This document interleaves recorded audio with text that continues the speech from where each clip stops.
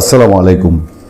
বাংলাদেশের জন্য বিশাল ঐতিহ্য বয়ে আনা, সারা পৃথিবীতে রেয়ার এবং এই বাংলার মুখ সারা পৃথিবীতে উজ্জ্বল করে ইউনেস্কোর স্বীকৃতি আদায় করা আমাদের মঙ্গল শোভাযাত্রা কার পাতে ছাই ঢেলেছে, কার বাড়াভাতে ছাই ঢেলেছে, কার কপালে সুরি নেমে এসছে বলেন তো? বাংলাদেশে চারুকলায় ঐতিহ্যবাহী চারুকলা যেই আয়োজনটি করত মঙ্গল শোভাযাত্রার, এই মঙ্গল শোভাযাত্রায় বাংলাদেশের ধর্ম বর্ণ কোনো কিছু নির্বিশেষে কারো কোনোদিন কোনো ক্ষতি হয়েছে?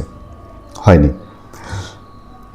ইউনূস সরকার সেই মঙ্গল শোভাযাত্রা নামটা রাখা যাবে না কেন? একটাই কারণ ছিল, উগ্রপন্থীদের লালন পালন করে এবং উগ্রপন্থীদের বুদ্ধিতে মঙ্গল শোভাযাত্রা নামটি বাদ দিয়ে সেটাকে আনন্দ শোভাযাত্রা করেছিল। একটা মাত্র কারণ, চরমপন্থীদের খুশি করতে হবে, কথিত ইসলামপন্থী দলগুলোকে খুশি করতে হবে, কথিত ইসলামপন্থীদের চাপ মেনে নিতে হবে এবং তাদের ভবিষ্যৎ রাজনীতির পথ সুগম করতে হবে। মঙ্গল শোভাযাত্রা বাঙালিয়ানা ঐতিহ্য মুক্তিযুদ্ধ এগুলো থাকা যাবে না, নাম চেঞ্জ করে দিল। এই সরকার আসার পরে নিতাই রায় চৌধুরী মানুষের সংস্কৃতি মন্ত্রী, তিনি বেশ কিছু ভালো কথা বলেছেন। ভালো কথা বলে বেচারাকে কি মূল্য দিতে হয়েছে জানেন? আচ্ছা, মূল্য দেওয়ার পরে ঠেলায় পড়ে চিপায় পড়ে সেই আগের মতোই আমরা আওয়ামী লীগ সরকারের সময় দেখেছি মৌলবাদীদের চাপে বাংলাদেশে পাঠ্যপুস্তক সংশোধন করা হয়েছে, পাঠ্যপুস্তকে কাটছাট করা হয়েছে। এখনো সেই চাপেই আবার মঙ্গল শোভাযাত্রার নামটা ফিরে আনার কথা বলা হয়েছে মঙ্গল শোভাযাত্রায়, সেটাকে আবার বৈশাখী শোভাযাত্রা নাম দিতে হয়েছে। আমি একটা নিউজের শুধু আপনাদেরকে উদাহরণ দিই, কথাগুলোর ধরন দেখলেই আপনারা বুঝবেন। এনটি আওয়ামী লীগ ঘরানার এবং বাংলাদেশে একটা অংশকে সমর্থন দেওয়া পত্রিকা আমার দেশ, তাদের পরতে ওই যে যখন নিতাই রায় চৌধুরী ঘোষণা দিলেন যে আবার মঙ্গল শোভাযাত্রা বাংলাদেশের ঐতিহ্য, সেই ইউনেস্কোর স্বীকৃতি পাওয়া ঐতিহ্য সেটা ফিরে আসবে, তখন এত বেশি গাত্রদাহ হেডলাইনটাই করেছে সরাসরি সংস্কৃতি মন্ত্রীকে আঘাত করে। কি জাতীয়তাবাদী সংস্কৃতি মন্ত্রীর চেহারা দেখেন, মানে এরকম ভয়ঙ্কর একটা জাতীয়তাবাদী সংস্কৃতি মন্ত্রীর মঙ্গল শোভাযাত্রা প্রীতি। আরে ভাই, ওনার প্রীতি থাকলে তোমাদের এই অপ্রীতির কারণটা কি? আচ্ছা, একটি রক্তাক্ত গণ অভ্যুত্থান দেখবেন পরতে মানে যেভাবে এটা উপস্থাপন করা হয়েছে মঙ্গল শোভাযাত্রার নামটিকে বাদ দেওয়ার প্রেক্ষাপটটা যেভাবে, এবং নিশ্চয়ই এটা আমি জানি না এটা প্রধানমন্ত্রী তারেক রহমান পর্যন্ত এটা এইভাবেই উপস্থাপন করা হয়েছে কিনা, এবং যার ফলে তারেক রহমান নিজেও বাধ্য হয়েছেন কিনা যে পরে সংস্কৃতি মন্ত্রণালয় দিয়ে যে মঙ্গল শোভাযাত্রাও আবার দরকার নেই, হুজুররা খেপা যাবে।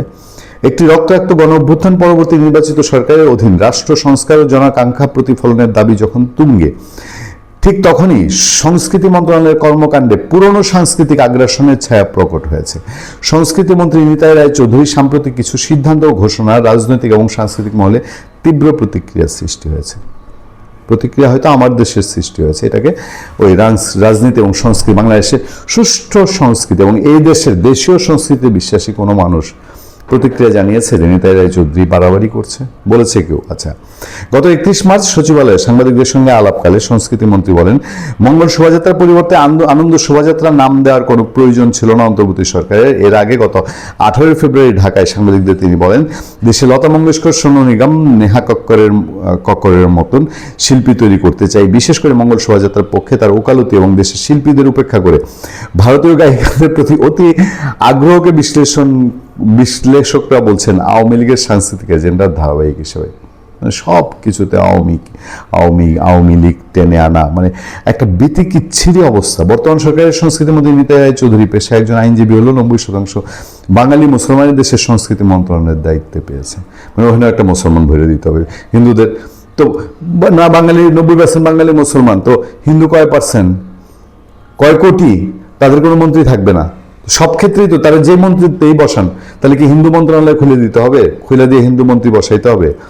আচ্ছা, এর আগে তার সংস্কৃতি চেতনা সম্পর্কে কোনো ধারণা পাওয়া যায়নি। আচ্ছা, এবার আরেকটা কাহিনী দাঁড় করিয়েছে। দেখেন, অনুসন্ধানে দেখা গেছে সংস্কৃতি মন্ত্রী এ মঙ্গল শোভাযাত্রা প্রেমী অবস্থান কোনো বিচ্ছিন্ন বিষয় নয়। গত 9 মার্চ সচিবালয়ে ভারতের হাই কমিশনার প্রণয় ভার্মার সঙ্গে মন্ত্রী নিতাই রায় চৌধুরী এবং প্রতিমন্ত্রী আলী নেওয়াজ মাহমুদ খৈয়মের বিশেষ বৈঠক অনুষ্ঠিত হয়। বৈঠকে এই দুদেশের সাংস্কৃতিক ঐতিহ্য ও গভীর সম্পর্কের দোহাই দিয়ে সাংস্কৃতিক যোগাযোগ আরও সম্প্রসারণের উপর জোর দেওয়া হয়। নিতাই রায়চৌধুরী ভারতের আসাম, পশ্চিমবঙ্গ, মেঘালয়ের সঙ্গে বাংলাদেশের মানুষের সাংস্কৃতিক মিলের কথা উল্লেখ করে যৌথ উদ্যোগের ব্যাপক প্রসার প্রতিশ্রুতি দেন।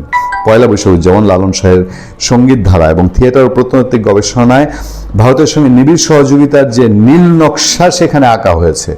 বর্তমানে মঙ্গল শোভাযাত্রার বিতর্ক ভারতীয় গায়িকা আনার ঘোষণা তারই বাস্তব রূপ বলে।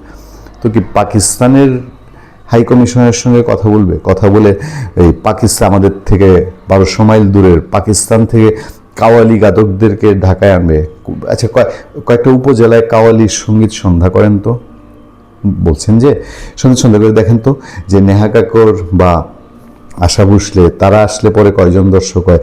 আরে বাংলাদেশের অলিতে গলিতে পাড়ায় মহল্লায় লতা মঙ্গেশকরের গান আজকে 50 বছর ধরে যে পরিমাণ বাজে, কয়টা লোক কাওয়ালি শুনে? পাকিস্তান থেকে ধরে আনতে হবে? এগুলো আসলে বিষয় কিছু না। বিষয় হলো সেই পাকিস্তান প্রেমীরা এর আগেও ইউনূসের সময়ে মঙ্গল শোভাযাত্রা বন্ধ করেছে, এবং এই পত্রপত্রিকাগুলো যারা অন্ধ এক চোখে দেখে তারা ইউনূসের ওটাকে এখন জাস্টিফাই করতে যাচ্ছে যে কত বড় সর্বনাশ করেছে মঙ্গল শোভাযাত্রা নামটি বাদ দিয়ে। এখন আবারও মঙ্গল শোভাযাত্রা তারা, এবং এটার সাথে লতায় পাতায় সেই ভারতকে টেনে, আওয়ামী লীগকে টেনে, এটা মূলতই হচ্ছে যে বাংলাদেশের সংস্কৃতির কোনো, বাংলা সংস্কৃতির কোনো অস্তিত্ব থাকবে না, তার প্রয়াস। ভালো থাকবেন, সুস্থ থাকবেন। আপনার সাথে আমি আতিক রহমান, পূর্ণিয়া।